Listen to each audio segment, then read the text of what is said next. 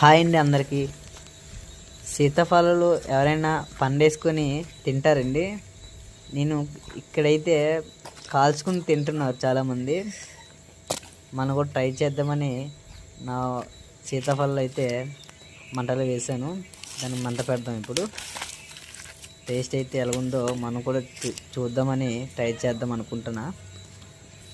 అది బ్లాక్ వచ్చేంత వరకు కాల్చుకోవాలండి.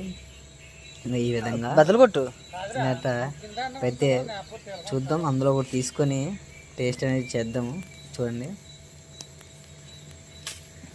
లోపల చాలా వైట్గా ఉందండి, బయట చాలా మొత్తం అంతా మసాలా అయిపోయింది. ఇవేం తింటారు అనుకున్నా, బట్ లోపల బాగుంది. ఒకటి తిని చూద్దాం. టేస్ట్ అయితే బట్ స్వీట్నెస్ లేదండి. మన పండు ముగ్గంత స్వీట్నెస్ లేదు. పర్లేదు, బాగుంది. వీడియో నచ్చితే ఒక లైక్ చేయండి.